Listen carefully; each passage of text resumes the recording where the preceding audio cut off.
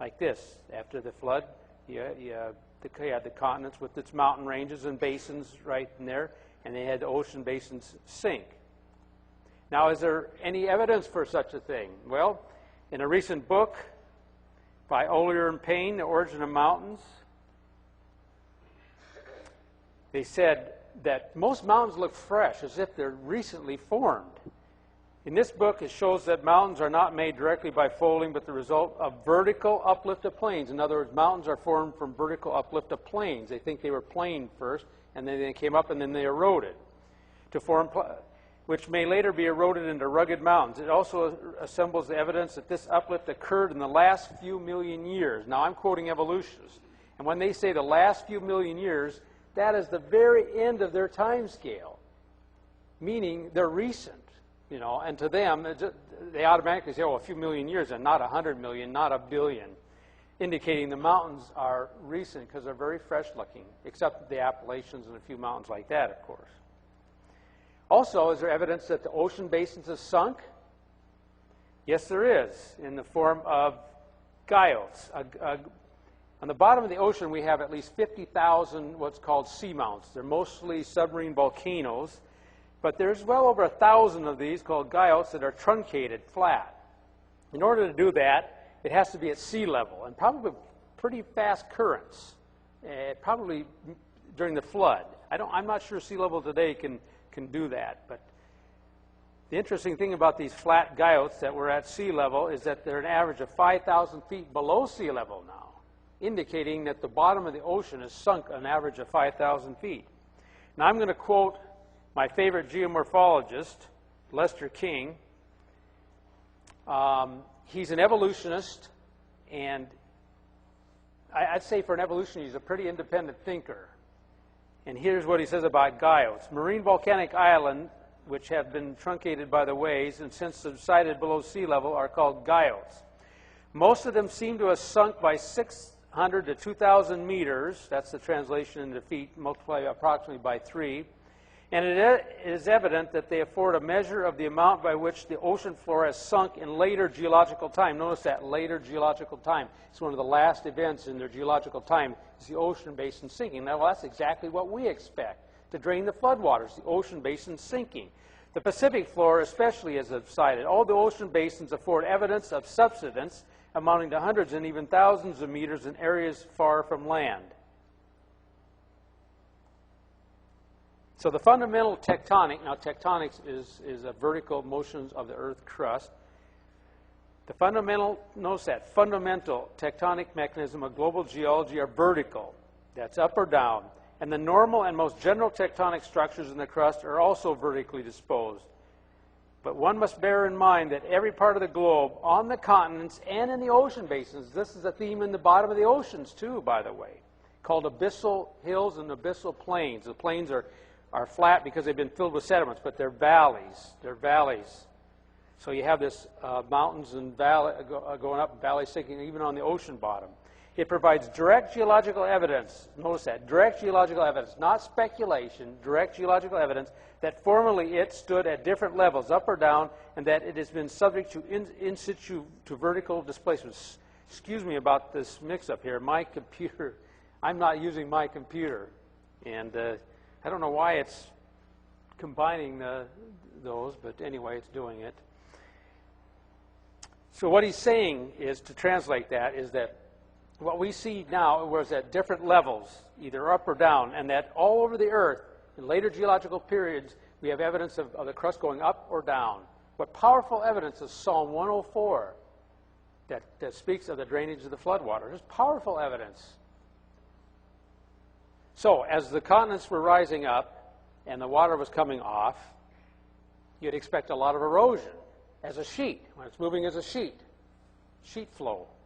Is there evidence of rapid sheet erosion? Actually, if you travel around the western U.S., you see a fair amount of it. Most of these slides I'm going to show are from Montana and Wyoming, and some in Canada, generally close to the Continental Divide. But you have these what's called erosional remnants.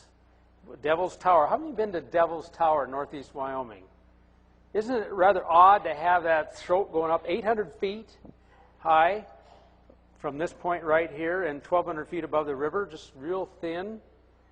And then you see a road sign next to it that says that, well, this is the throat of a volcano, and these sedimentary rocks around here had to be at least over this volcano here. And they eroded down slowly over millions of years, 70 million years or so. And yet, that thin Devil's Tower hardly got touched in 70 million years. Now, Philip Johnson, he's the, you might say, the head of the intelligent design movement, says we need to put on our baloney detectors when they make statements like this. Now, we know that erosion is slow, but over millions of years it's fast. In fact, at the present rate of erosion, all of North America would erode to sea level in just 10 million years at the present rate. But as the mountains wear down, the rate will increase. So it's not that simple, but it's over 10, maybe up to 50 million years, North America is down to sea level. And yet, in that amount of time, actually more than that time, Devil's Tower just sits there, hardly eroding. And look at those joints. That's like a basalt. And, you know, how many have heard of freeze-thaw weathering, where you get water in a crack, and the freezing, I mean, this is right in my field of meteorology, because it splits it apart. That would be a pile of rubble probably in, I'd say, 50,000 years. It should be a pile of rubble. But yet they say it's been like that for 50 to 70 million years without hardly being touched, while all the plains around it eroded down to nearly a flat surface. Doesn't make sense. But there's more erosional remnants around. How many have been to Monument Valley? I mean, it's sandstone and shale. That sandstone is not very hard. You can go up there and just rub it off, flake it off. It's very soft. Why would all this area erode to a flat surface and leave these 1,000-foot remnants here? You know, it doesn't make sense by the properties of erosion that they should be there. The way you can explain all these is if a sheet, you see this in the channeled scablands with the Lake Missoula flood, if a sheet of water came and eroded most of it, but it leaves some of the more resistant remnants, or maybe because the currents were a little slower in that one spot, it leaves some erosional remnants in a flood. That's what you'd expect in a giant flood as a sheet flow, leaving a few erosional remnants. There's another throat of a volcano, Shiprock, northwest New Mexico, 1,700 feet. And all this area around it eroded away. See, the plains right in here had to be above this, and it all had to erode down to what you see, leaving 1,700-foot throat of a volcano hardly touched in millions of years. Put on your baloney detectors when you drive around, and you see a lot of geological features that don't make sense, but it's powerful evidence of the sheet erosion off the continent during the Genesis flood. Another thing, that quartzite rocks. Now, this is a research project I've been involved in for about 12 years. Quartzite is a metamorphic sandstone, and that's sand that's turned to stone, and then a little heat is added to the sandstone, and it kind of becomes a little glassy because, you know, sand is mostly silicon dioxide, like the windows up there. And when it does that, it becomes very hard, and it's resistant to erosion. And the Rocky Mountains are loaded with quartzite rocks, but there's hardly any of them on either side of the Rocky Mountains. Like there's hardly any in Washington and Oregon. In fact, I think only in extreme northeast Washington do you find quartzites.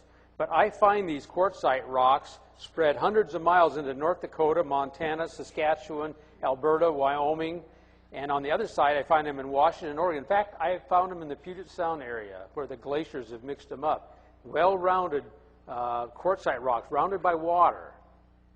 And the thing about it is that you can calculate, well, how fast of a current do we need to spread these quartzites from the point of the Rocky Mountains far, hundreds of miles from the nearest source? Well, we did those calculations.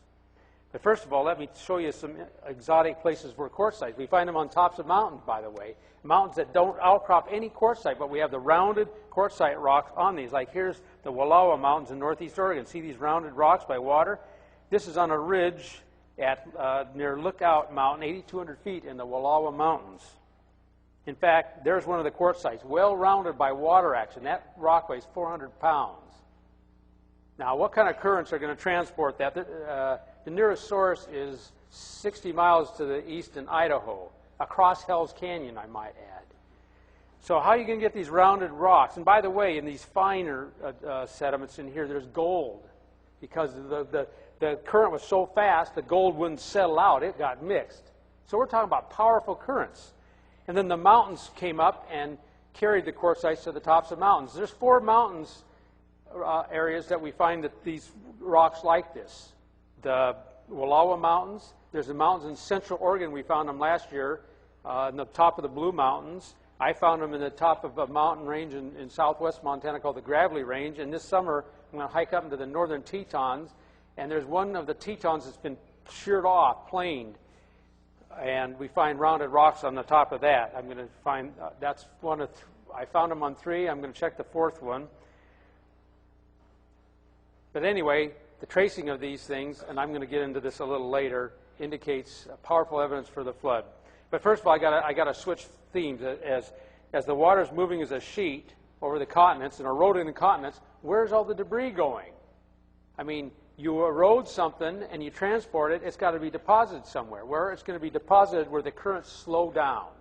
This we observed in normal floods today. Well, where's that? Well, it's where the water becomes deeper, is where the currents will be forced to slow down, and that's at the edge of the continents. And that's the continental shelves. It's like a bathtub ring about 200 feet deep on the average all around the continents.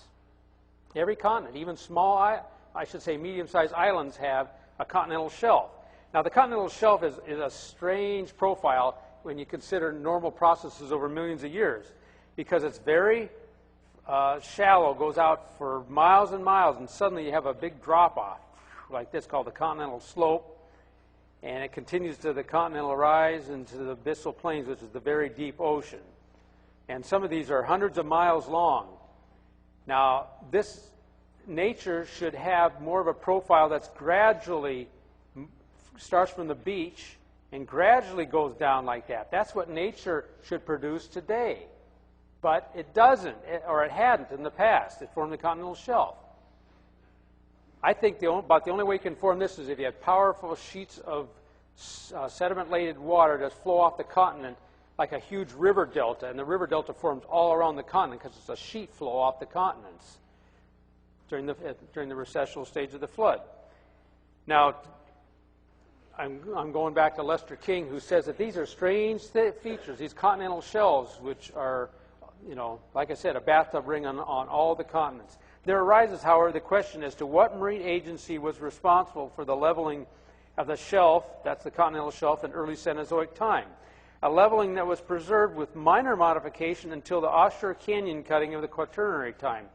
Now, what he's saying there is that the shelf was formed in early Cenozoic time, which is kind of late in their time scale. But then the submarine canyons that cut perpendicular to the shelf didn't form until the very last period of time. But this is the key phrase right here. Briefly, the continental shelf is too wide, and towards the outer slope it's too deep to have been controlled by normal wind-generated waves of the ocean's surface. In other words, the winds produce the average currents of the ocean, and those ocean currents should form a gentle profile down to the deep ocean, not one that goes like this and like that. That's what he's saying. It's unnatural today. Well, I'd say it's pretty good evidence for the deposition of all the material the flood eroded off the continent and deposited along the edge of the continent. I'm going to skip that. In summary of sheet erosion and deposition of the continents, continental erosional remnants are evidence for rapid sheet erosion. The continental shelves provide evidence for rapid sheet deposition along the edges of the continents, not slow processes over millions of years. Now, I put that one in quote because that's the alternative explanation. It's called uniformitarianism, which is a dogma of geology. You can only explain the rocks by present processes over millions of years. That's it. That's all you allow. They don't allow catastrophes. Well, except for a few, like the meteorite that supposedly killed all the dinosaurs. That's a whole different story. Actually, the crater is now too small. They're finding out the real crater that they think in the Yucatan Peninsula is too small to have killed off all those dinosaurs. So now they got more problems. So that's a whole other topic. I got to talk on the dinosaurs like most creationists speakers, but